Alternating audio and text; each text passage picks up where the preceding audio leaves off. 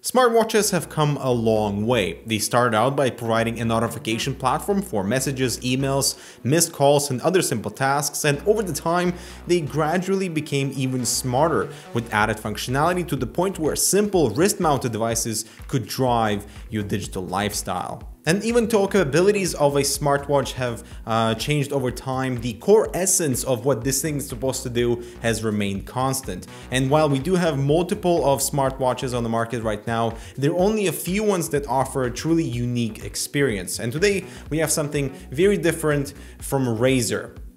Let's check it out. Meet the Razer Nabu watch. This is Razer's answer to the competition. Kind of. You see, this thing is priced at $149, and that price point is not even close to Motorola, Samsung, Huawei, and even Apple's offerings. And Razer is rather approaching the Nabu watch as a regular watch that's smarter, and that's really interesting. Let's just start with the design. At first glance, anyone down the street would think this is a G-Shock, and I would agree with them. Its form is a perfect throwback to the watches of the past, rather than the sleek designs that other smartwatches have. Taking a closer look at it, you'll find these green accents around the body, including the primary 4 side buttons, which brings Razer's design language into things. The outer shell is coated with a soft touch rubber surface that feels solid but is definitely prone to scratches from, occasional bumps and stuff. The watch display though remains scratch free, but cleaning the surface of the display, especially around the frame protrusions, remains a challenge. Razer has equipped this with 5 ATM water resistant rating that over my testing seem to hold up pretty well. There are magnetic pins for charging in the bottom, and while this may seem like a surefire way to short out the charging mechanism with sweat and any other water that may get through there, I did not experience any problems after weeks of intense workouts. Speaking of charging, the Nabu uses a proprietary USB-based magnetic connector. To navigate the digital chronograph, you have 4 side buttons with proper grip and a home button at the top of the watch that activates the smart module that I'll get to shortly. Razer also sells a forged edition of the Nabu watch that features machined stainless steel buttons and a more robust build for added durability, and that will set you back $200, so a $50 premium. It was a comfortable experience wearing the Nabu watch. The dual clasps do a great job holding the wristband in place, and I can guarantee you'll be fine wearing the unit for the whole day no problem, and it's actually lighter than it first appears to be. The digital chronograph is pretty straightforward. The center matrix display shows the time, including the seconds counting. The top display shows the date along with a day letter and a Bluetooth indicator to notify you if the Nabu watch is paired to your phone. As I pointed out earlier, there are 4 buttons, so 2 on each side of the watch, that can be used to navigate through the chronograph. The mode button cycles through different modes like stopwatch, alarm, timer, and world time, depending on which time zone you have set up through the app. The adjust and set buttons are basic, and the light button lights up the display for about 8 seconds until it fades out nicely. Unfortunately, the brightness of the chronograph is actually uncomfortably low, which requires you to power up the light even in darker settings, and I also find the font of the numbers to be kind of difficult to read quickly. I would love the ability to swap the side buttons, as wearing the watch on my left hand means accessing the light button is extremely uncomfortable while having perfect reach to that adjust button. Now let's talk about this smart feature of the Nabu watch. This is a 128 by 16 OLED display and is essentially where most of the magic happens, since it's used for notifications. It also remains off until you bring the watch upward to view it, which saves battery power. The essence of all this smart functionality truly lies in the Nabu app, available for both Android and iOS, and once the app is fired up, you have to set up an account with Razer, add the Nabu watch in the app, and follow up the rest of the process for installation. You need to have Bluetooth and location services enabled for your smartphone to communicate with the watch, and the app has a ton of customization, so bear with me.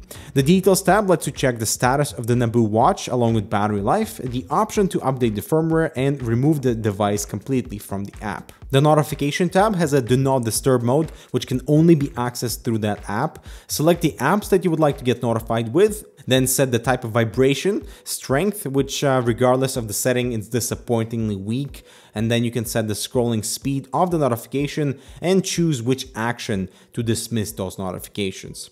The Activities tab lets you turn on and off these options, plus you can rearrange them to your preferred sequence, which is pretty awesome. Plus there is also a phone remote control option that you can set depending on your preference again. And this can be activated with the main home button that's on top of the Nabu watch. The Display tab is where you can set clock style, screen brightness, screen timeout, set wrist placement, enable wag gesture, and set what to display when you look at the watch. And as you can see, I've set it to display the time, because both the font and the brightness of the chrono display is just very difficult to read quickly, while the secondary display at the bottom is much more visibly accessible. Moving on to the watch setting, you can sync the watch time with your phone, or you can set it to manually.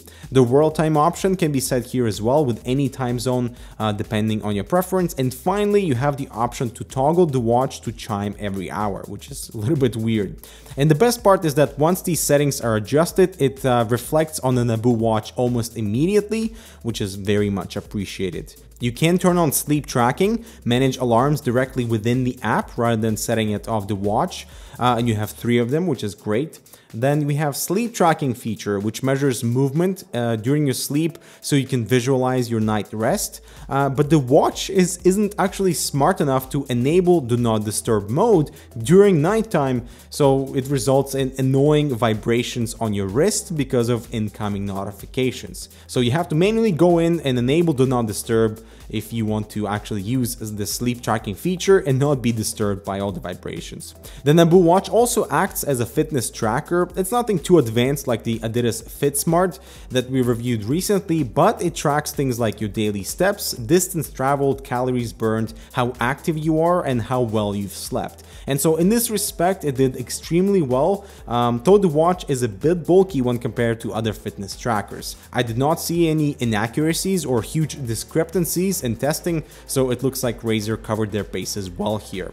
So what was it like using the Nabu watch? And I gotta admit, it was a pleasing experience overall. Sure, it's not as competitive or feature rich as a Moto 360 or an Apple Watch, but I feel that Razer did a fantastic job implementing that smart module into the Nabu. I get notifications instantly, and this includes text messages, phone calls, reminders, Twitter mentions, and even get an update on my Uber ride.